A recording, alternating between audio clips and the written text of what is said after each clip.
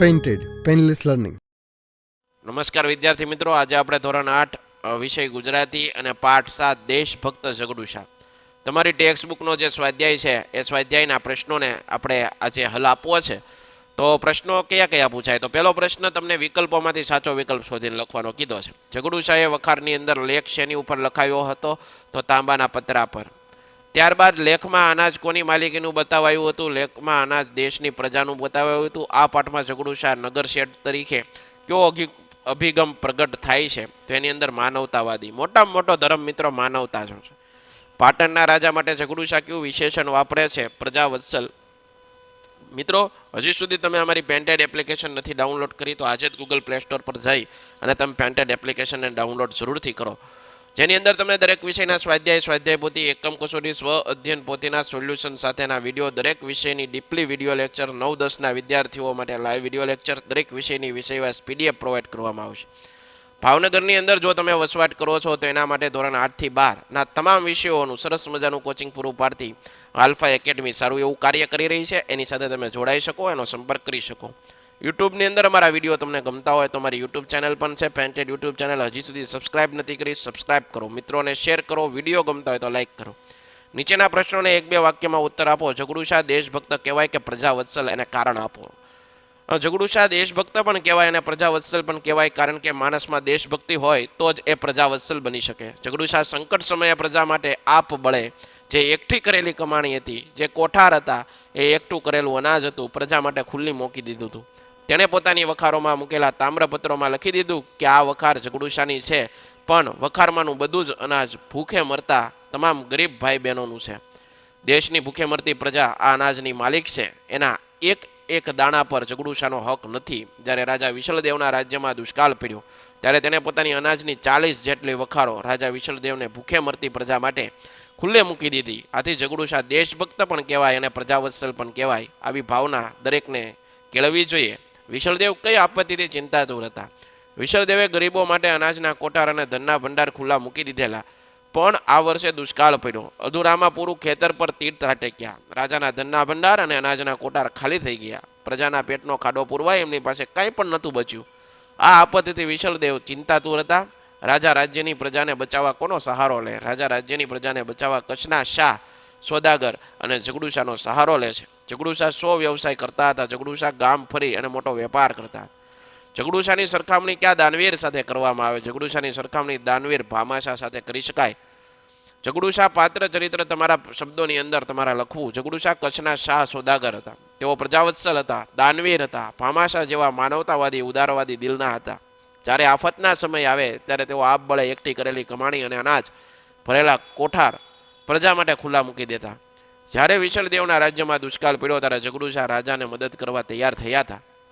તેને રાજાના પંડિત પાસે જે તામ્રમાં વચાવ્યા તેમાં લખ્યું હતું કે આ વખાર ઝઘડુશાની છે, પણ વખારમાંનું બધું અનાજ ભૂખે મરતા ગરીબ ભાઈ ભાડુનું છે.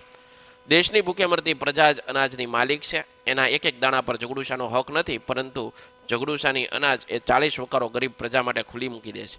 ઝઘડુશા સંકટ સમયે સમજદારી અને ધીરજથી પ્રજાના સમસ્યાનો હલ કરે છે.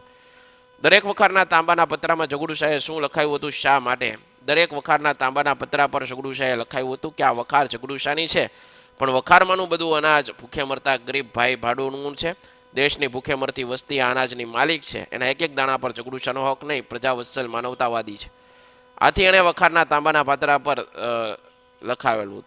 દુષ્કાળના લીધે રાજા અને પ્રજા કેવી પરિસ્થિતિનો સામનો કરી રહ્યા હતા? દુષ્કાળના સમયે રાજા પોતાના ધનનો ભંડાર, અનાજના કોઠાર ગરીબ પ્રજા માટે ખુલ્લા મૂકી દીધા, પણ વરસાદ પડ્યો નહીં. ખેતરમાં તીર ત્રાટક્યા. ગરીબ પ્રજાના પેટના ખાડો પૂરવો એ એની ચિંતાનો વિષય હતો.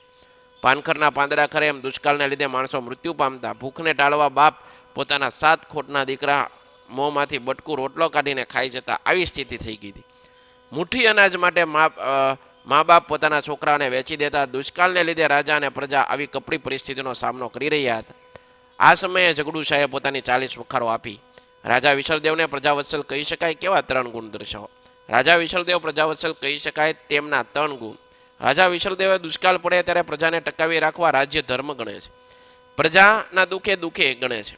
દુષ્કાળ જેવો સંકટ સમયે રાજા પોતાની રાખડી પ્રજાને ખાતર અનાજના માલિકને કરગરવું કે સુકાળ થયે તેને એક દાણા માથે મોતી ગણીને પાછા આપવા એવી વિનમ્રતા એમનામાં છે. રાજાએ જગડુશાને શા માટે તેડાવ્યા? દુષ્કાળના કારણે રાખડી પ્રજા ભૂખે મરી રહી હતી. આથી રાજાનું દિલ દ્રવ્યું ઉઠ્યું. એને જગડુશા પાસેથી કંઈક મદદ માંગવાની આશા હતી. આથી રાજાએ શેઠ જગડુશાને તેડાવ્યા. જૂથમાં ચર્ચા કરી આંકડા માંડવા તો ગણતરી કરવી. વિદ્યાર્થી આંગળીના વેઢે આંકડા માંડી ગણિતનો દાખલો ગણે છે. જીભ કપાઈ જવી એટલે બોલવાની કાંઈ હિંમત ન થવી. ખોટું બોલતા તારી જીભ કપાઈ ન ગઈ. 7 કોટનો દીકરો, ખૂબ લાડકો દીકરો, 7 દીકરીઓ પછી થયેલો દીકરો.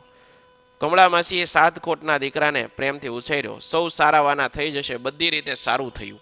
આવતા વર્ષે સારો વરસાદ આવશે તો સૌ સારાવાના થઈ જશે.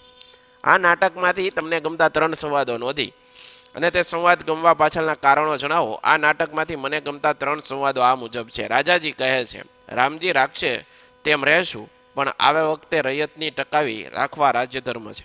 જગડુશાએ કીધું, આપ સરખા પ્રજાવત્સલ રાજાના મોંમાં આવા જ શબ્દો શોભે. મને એ સાંભળી બહુ આનંદ થાય. મેં તો સાંભળ્યું છે કે આપે આપના દાનાના કોઠર, ધનના ભંડાર ગરીબોને માટે ખુલ્લા મૂકી દીધા છે. આ સંવાદમાં રાજા વિશલદેવ પોતાનો રાજધર્મ સારી રીતે જાણે છે અને રાજાના આ શબ્દો સાંભળીને જગડુશા તેના પ્રજા પ્રત્યેના પ્રજાવત્સલની ભાવનાની પ્રશંસા પણ કરે છે. રાજા કહે છે, ઠીક છે, ઠીક છે. હું એ માલિકની પાસે જઈશ ને કહીશ કે સુકાળ થયે એકાએક દાણા સાથે મોતી ગણીને આપીશ, પણ આજે મારી પર આટલી દયા કર. જગડુશાએ કહ્યું, જે રાજાના દિલમાં રૈયતના સુખ દુઃખનો આવો ખ્યાલ છે તેને અનાજ જરૂર મળી રહેશે. આ સંવાદમાં રાજાનો પ્રજા પ્રત્યેનો સમર્પિત ભાવ, રાજાને મદદ કરવાની જગડુશાની તત્પરતા હૃદયને સ્પર્શે. રાજા જગડુશા, આવી તમારી કેટલી વખારું છે ગામમાં? જગડુશા કહે, 40 હશે મહારાજ. રાજા, 40 વખારો? ત્યારે તો મારી પ્રજા જીવી ગઈ અને હું જીવી ગયો. જ્યાં લગી ગુજરાતમાં તમારા જેવા ઉદાર શ્રેષ્ઠીઓ છે જગડુશા, ત્યાં સુધી ગુજરાત રાજ્યને કોઈ આવી આંચ આવવાની નથી. આ સંવાદ જગડુશાની ઉદારતા, રાજાના રાજધર્મ બનાવ્યાનો આનંદ દેખાય. નીચેના શબ્દોના અર્થભેદ શબ્દો અને અર્થ લખો. ગાંડી તો ગાડી, ગાડી તો વાહન અને ગાંડી તો પાગલ સ્ત્રી. હંસ તો હંસ, હંસ તો હસવાનું આજ્ઞાત, હંસ તો એક સુંદર પક્ષી. સાજ તો સાંજ, સાજ એટલે સામગ્રી વાજિંત્ર અને સાંજ તો સંધ્યાનો સમય. ઢગ એટલે ઢગલો અને ઢંગ એટલે વર્તણૂક રીતભાદ. ભાંગ અને ભાગ, ભાગ એટલે કોઈનો ભાગ પડાવીએ એ હિસ્સો અને ભાંગ એટલે કેફી પદાર્થનું પીણું. ગજ એટલે 24 દસુનું લંબાઈનું માપ હાથી અને ગંજ એટલે મોટો ઢંગલો ભંડાર. સત તો સત્ય, સાચું, સચ્ચાઈ, ઈમાનદારી. સંત તો સાધુ, રગ તો નસ નડી અને રંગ તો વર્ણવાન. ઉદર તો પેટ અને ઉંદર તો મૂષક. જગ તો જગત વિશ્વ અને જંગ તો યુદ્ધ. રજ તો ધૂળનો બાણીકણ અને રંજ તો ખેદ અફસોસ. આંકડો તો આંકડાનો છોડ અને આંકડો તો રકમ. આશા રાખું મિત્રો આ સોલ્યુશન તમને ગમ્યું છે. ફરીવાર નવા વિડીયો સાથે મળશું. જ્યાં સુધી જય હિન્દ, જય ભારત, ધન્યવાદ. Painted Painless Learning.